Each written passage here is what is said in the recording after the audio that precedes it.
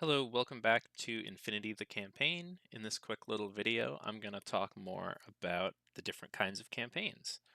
So, in the first video, I went over a custom campaign, which is played with a DM and a player through a very specific set of missions.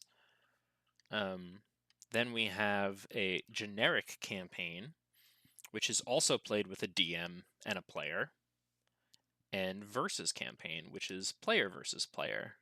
So let's go over the versus campaign a little bit.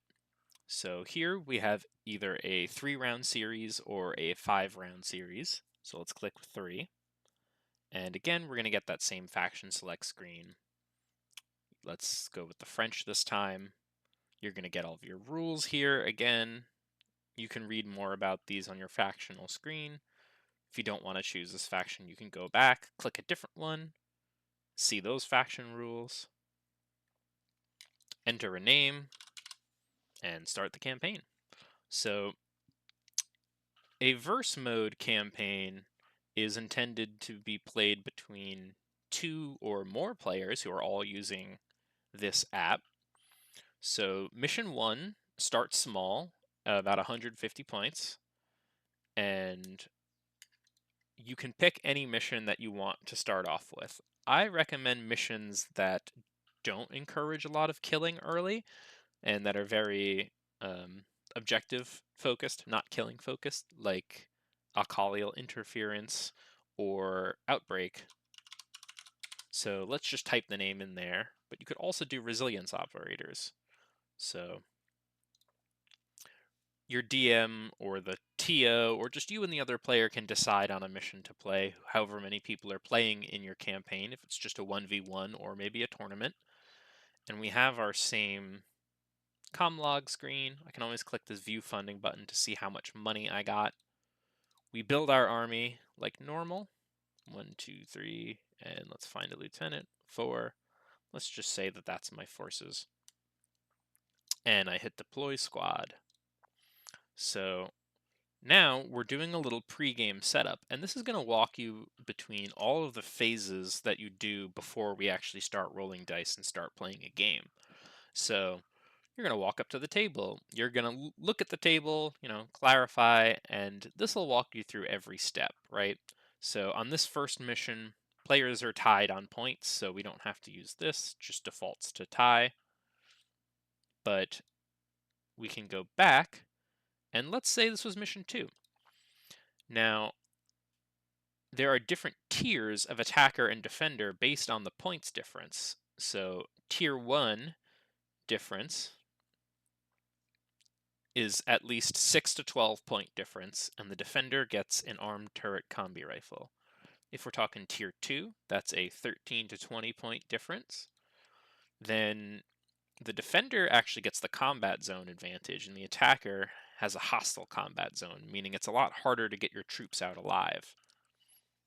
A tier 3 difference, the defender gets to select both battle conditions. This is the red deck from resilience operations. So you get to pick what territory you're in. So maybe you get a terrain zone or something advantageous to help you. And at tier 4, a 30 point or more difference, the person with less points automatically wins the lieutenant role. So then you can go into the next step. Reminds you to, if the mission has tactical support cards, use them now. Classified cards, use them now. Now we do the lieutenant role, and since I left it at the tier 4 difference, it's reminding the defender that, hey, you win the lieutenant role. If you're doing battle conditions, you do them now. Deployment, and here it's reminding the defender to deploy a combi rifle turret. Reserve, link leader tokens, and you can spend a command token on speedball and order stripping. And then you're done. So now we're starting the game, and it's time to take the first turn.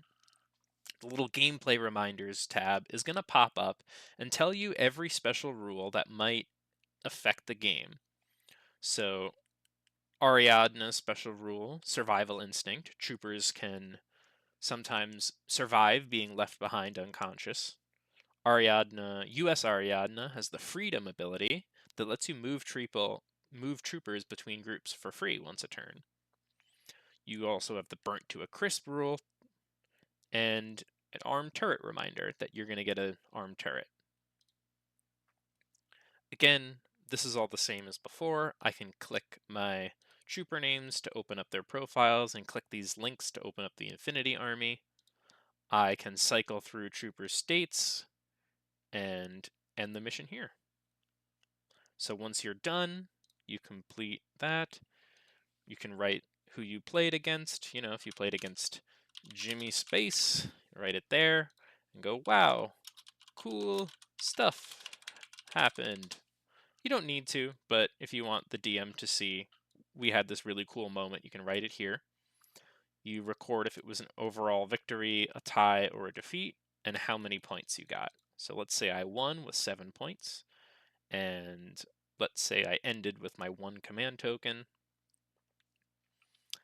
Now we have the combat zone. Since I was marked as the defender, I have a friendly combat zone. If I want to know what that does, I click this question mark and it'll tell you exactly how to use those rules. So I mark the fates of all of my troopers, right? Dead, unconscious, or extracted. And you'll see they generate their experience.